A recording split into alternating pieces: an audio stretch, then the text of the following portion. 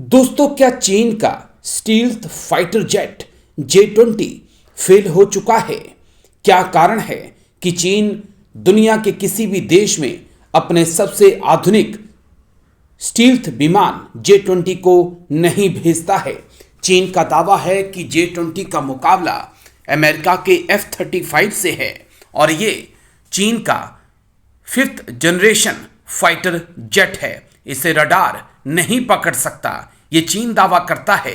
लेकिन अब सवाल उठ रहे हैं कि क्या चीन का J-20 फेल हो चुका है, क्योंकि अभी तक चीन ने इसे बीजिंग के बाहर कहीं नहीं भेजा। और तो और पाकिस्तान में भी युद्धाभ्यास के लिए J-20 को नहीं भेजा गया।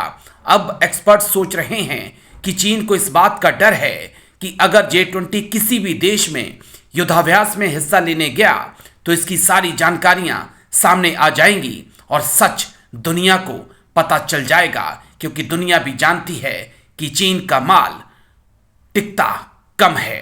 तो J-20 को लेकर कुछ अहम जानकारियां सामने आई हैं। चीन के बाहर नहीं दिखा है J-20।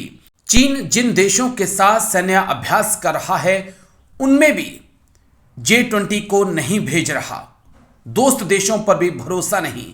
चीन पाक की मिलिट्री एक्सरसाइज में भी J-20 शामिल नहीं हुआ। पाक ने भी चीन के J-20 से किनारा कर लिया। J-20 की जगह पाक ने चीन के F-31 को खरीदा।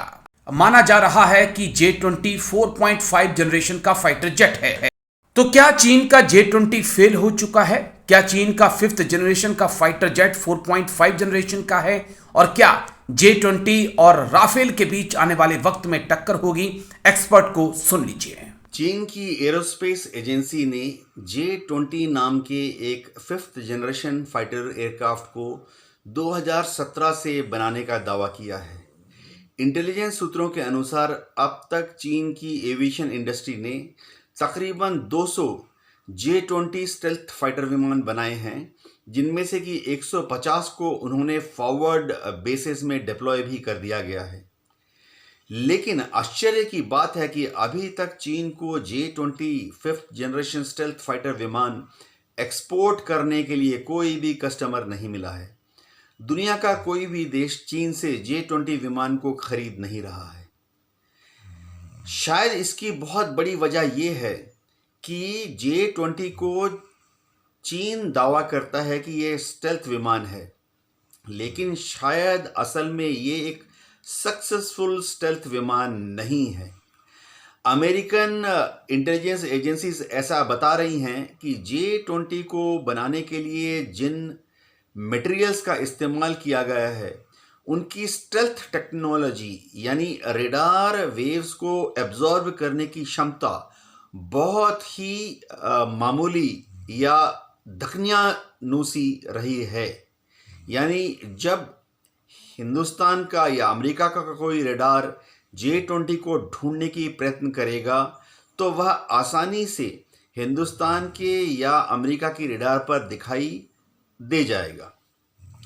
एक और वजह रही है कि J-20 में जो इंजन लगा है WAS-15, उसके परफॉर्मेंस के बारे में दुनिया को बहुत शक है। ऐसा दावा किया जा रहा है कि WS-15 जो है वो एक रशियन फाइटर विमान के इंजन को कॉपी करके बनाया गया है और कॉपी करने के दौरान उसमें जो मेट्रोलॉजी यानी जिन धातुओं का इस्तेमाल किया गया वो बहुत ही पुअर यानी बहुत ही घटिया क्वालिटी के रहे हैं और हाई टेम्परेचर पर या हाई वाइब्रेशन पर अक्सर मटेरियल फेलियर की रिपोर्ट्स आ रही हैं। यानी J-20 अगर दुनिया के किसी देश ने खरीद भी लिया तो भी J-20 का जो इंजन है वो अक्सर फेल होता रहेगा, जिससे कि दुनिया में या तो वहाँ पर J-20 क्रैश हो जाएगा या J-20 की जो ऑपरेशनल फ्लाइंग की जो रिलायबिलिटी है वो कम हो जाएगी।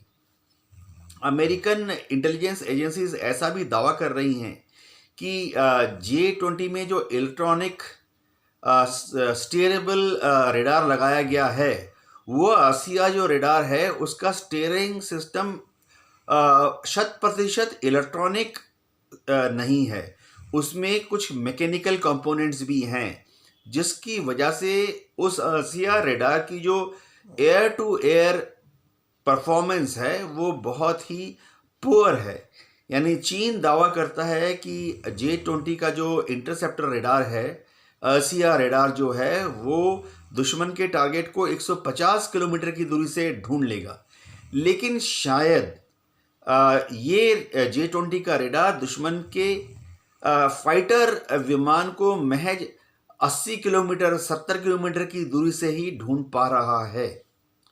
ट्रायल्स के दौरान ये भी देखा गया है कि J-20 से जो air to air missile launch की गई, यानी PL-10, PL-12 तथा PL-15, उन एयर टू एयर मिसाइल्स की शत्रु के टारगेट को ढूंढकर नष्ट करने की जो क्षमता है वो उतनी नहीं है जितना कि चीन दावा कर रहा है।